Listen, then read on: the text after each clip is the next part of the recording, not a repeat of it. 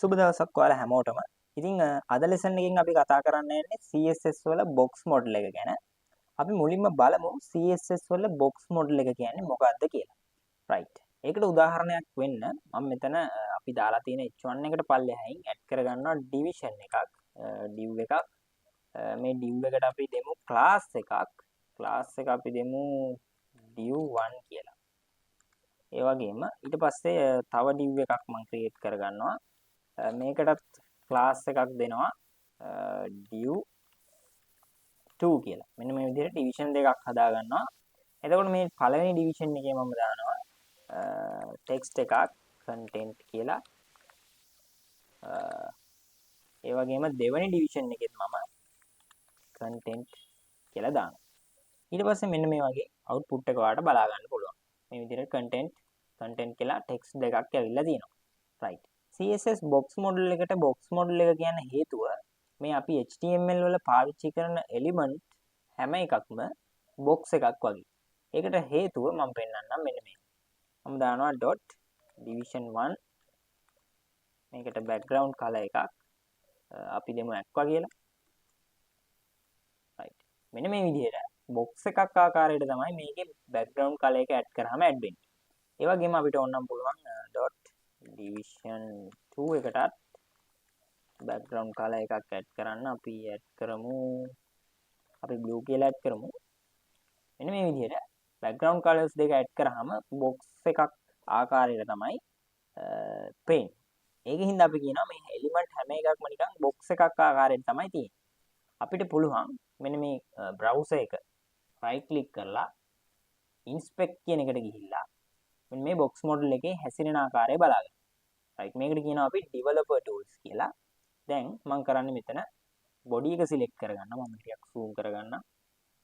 body එක select කරගෙන මෙන්න මේ division එකක් මම select කරගන්න මෙන්න මේක. ඊට පස්සේ මෙතන පහළට ගියාම ඔයාලට බලා ගන්න පුළුවන් box එකක් තියෙනවා මෙන්න මේ විදිහට. මේකට කියනවා CSS box model එක කියලා. අපි බලමු CSS box model එකේ කොහොමද margin, padding ඒ වගේම border මෙන්න මේ කියන කොටස් තුන පිළිහිටලා තියෙන්නේ කියලා. right. මම select කරගෙන ඉන්නේ මෙන්න මේ division 1 එක. එතකොට ඔයාලට බලා ගන්න පුළුවන් ඒක select වෙලා තියෙනවා මෙන්න මේ විදිහට.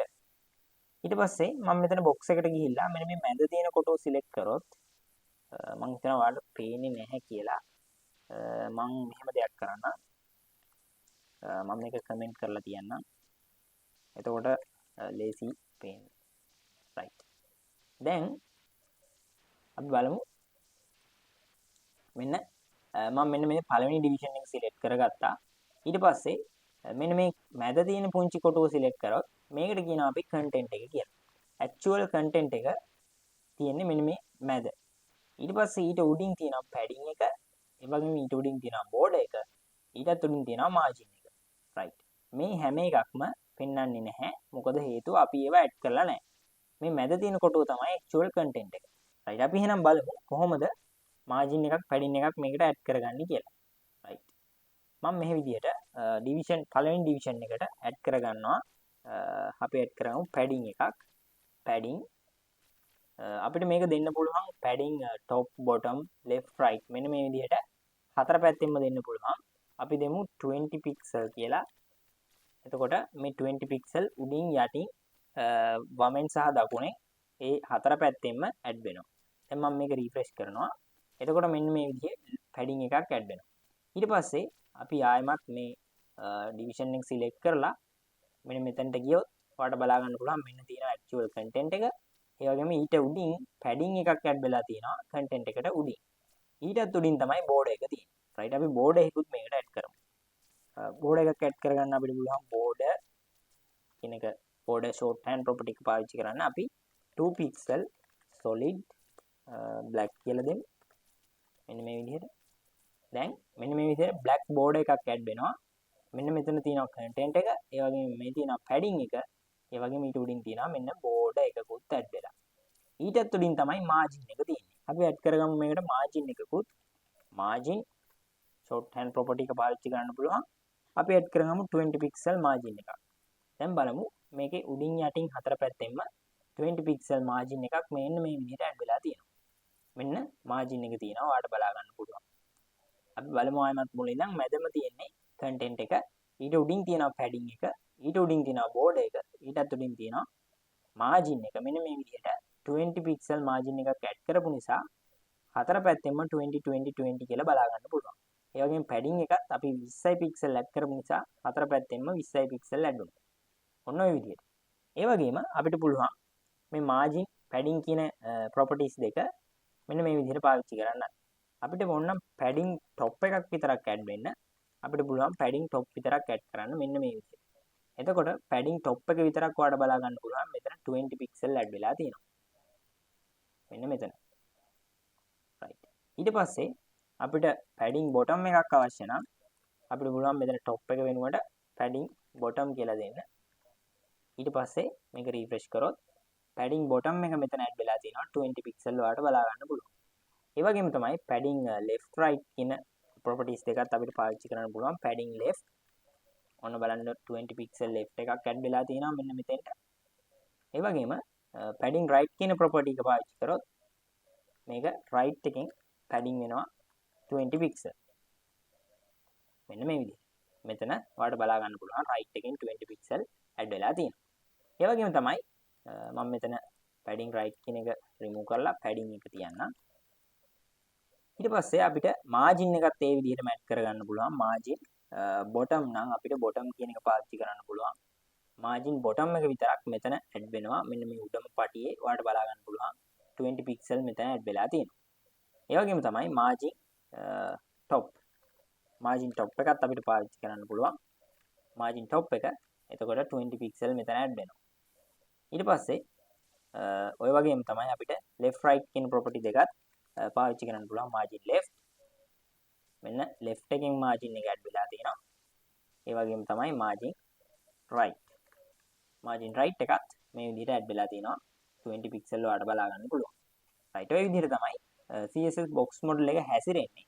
දැන් ඔයාලට මෙතනදී මම ආපහු මෙතන margin right එක remove කරන්න. මෙතනදී ඔයා ඔලුවට ගන්න ඕනේ මෙන්න මේ කියන කොටස් ටික. අපි මෙන්න මේ විදිහට content කියලා division එකක් හැදුවා. ඒකට අපි add කරා padding එකක්, ඒ වගේම margin එකක්, border එකක්. මෙන්න මේ margin, padding, border කියන කොටස් තුන පිහිටන ආකාරය තමයි ඔයා දැනගන්න ඕනේ. මෙන්න මේ content කියන එක තමයි actual content එක.